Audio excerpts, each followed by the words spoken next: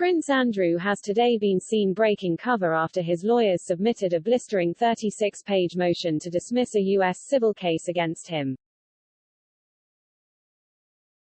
The royal, 61, has been spotted riding around the Windsor estate on horseback, having earlier been seen driving a Range Rover near Windsor Castle. He was photographed earlier today wearing a navy blue jacket and maroon jumper, both emblazoned with the crest of the Grenadier Guards. Earlier this year the Duke of York retained his honorary role as colonel of the elite infantry unit, despite stepping back from front-line royal duties amid sexual assault accusations.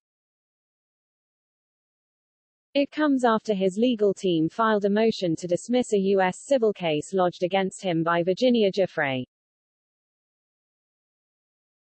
The 38-year-old, previously known by her maiden name Roberts, claimed she was sex trafficked to Prince Andrew on 3 occasions by convicted pedophile Jeffrey Epstein, the first time when she was 17. The Duke has consistently and vehemently denied her claims. Now Prince Andrew's legal team in the U.S. has lodged legal papers challenging his accuser over her claims she was abused. The papers claim to expose Ms. Giuffre's sex kitten past and accuse her of procuring slutty girls for Epstein, who died in prison in 2019 while awaiting trial on federal sex trafficking charges.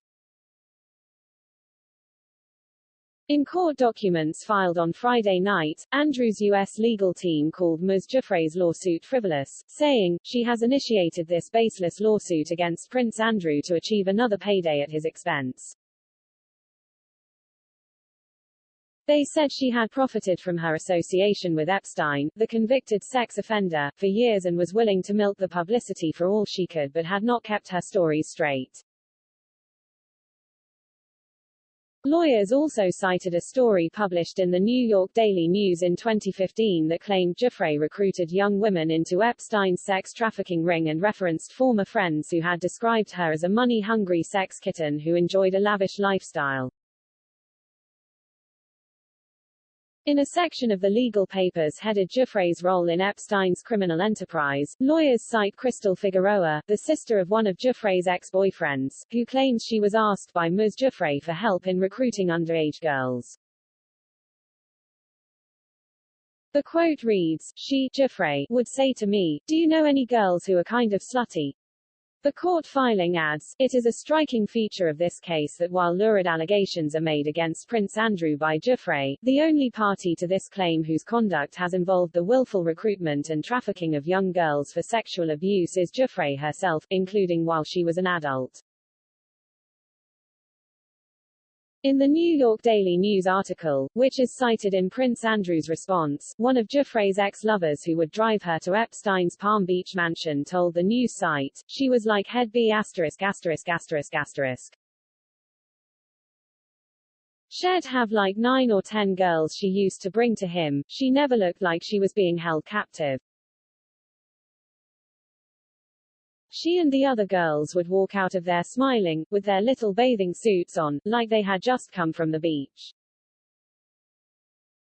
She'd have like $4,000, and then it'd take them all to the mall and they'd get their nails done. When Giuffre was in the middle of settling a lawsuit with Epstein in March 2015, the publication said former friends even claimed she was actually more of a money-hungry sex kitten who enjoyed the lavish lifestyle than someone who was enslaved by the convicted pedophile. Andrew's lawyers have said in response, Virginia Giuffre may well be a victim of sexual abuse at the hands of Jeffrey Epstein. And nothing can excuse, nor fully capture, the abhorrence and gravity of Epstein's monstrous behavior against Giuffre, if so. However, and without diminishing the harm suffered as a result of Epstein's alleged misconduct, Prince Andrew never sexually abused or assaulted Giuffre.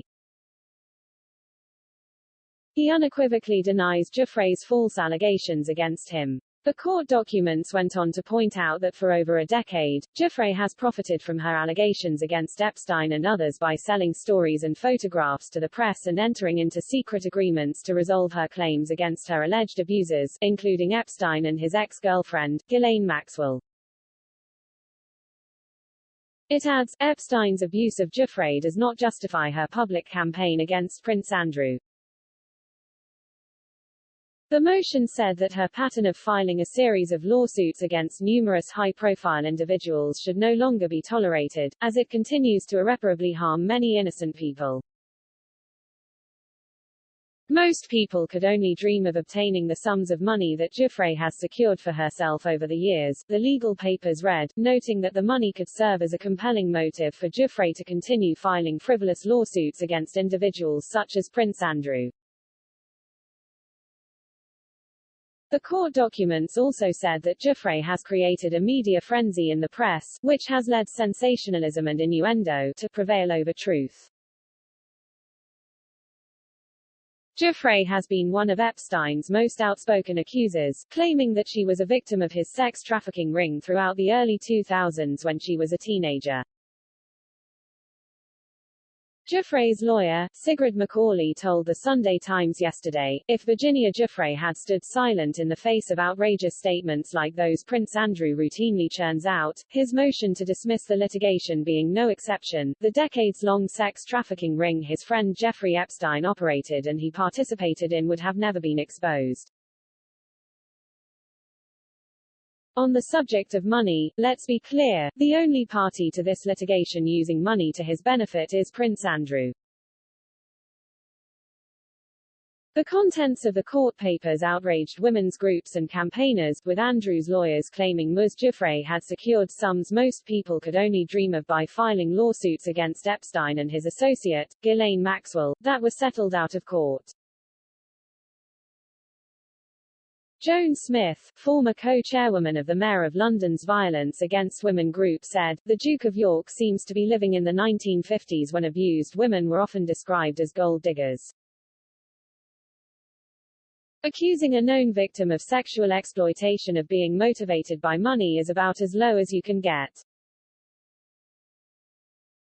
It is victim shaming and further evidence of his appalling judgment. Andrew is just dragging his reputation further into the gutter. Karen Ingala Smith, chief executive of NIA, a London-based charity aimed at ending sexual and domestic violence against women, said, his lack of empathy and contempt for the victim survivors of sexual violence is deplorable. It is grossly dishonest to claim on one hand that sexual violence is abhorrent and then on the other to brand those seeking legal redress as frivolous money grabbers. Meanwhile, Ms. Giuffre's lawyer last night said she may subpoena Andrew's ex-wife Sarah Ferguson and daughters Princesses Beatrice and Eugenie and force them to testify under oath. Sigrid McCauley and her team are examining Andrew's infamous 2019 BBC Newsnight interview with Emily Maitlis for inconsistencies. She wants to quiz Andrew's ex-wife and daughters about his alibi, including that he was in Pizza Express in Woking on the day in 2001 when Ms. Giuffre claims she was first forced to sleep with him.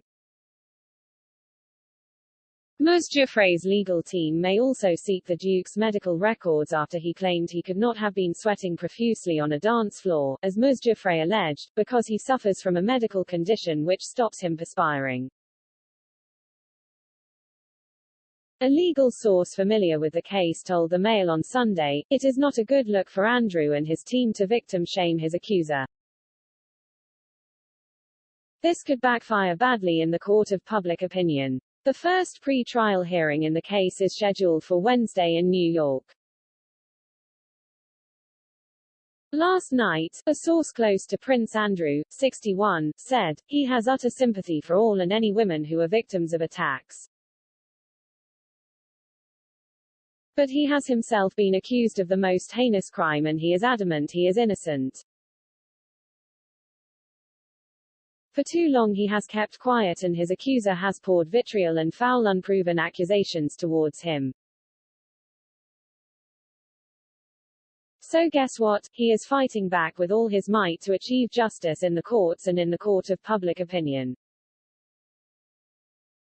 He is saddened that the legal fight is so personal, but this was not something he started.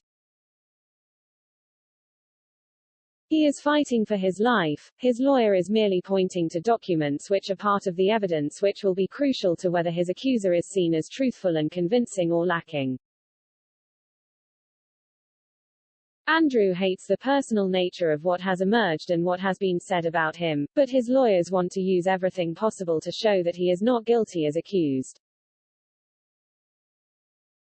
The prince's friend added, "It's an affront to natural justice that somebody can be accused of the most vile of crimes and yet when forced to defend himself runs into trial by mob and lobby." Let's not forget that Mrs. Giuffre launched this legal suit and the Duke is perfectly entitled to mount a legitimate defense as part of the process. Allegations are easy to make and it is near impossible to fight once they've been made, but it is not victim blaming to point out inconsistencies and defects in the plaintiff's claims. We all seek the same end result, the truth.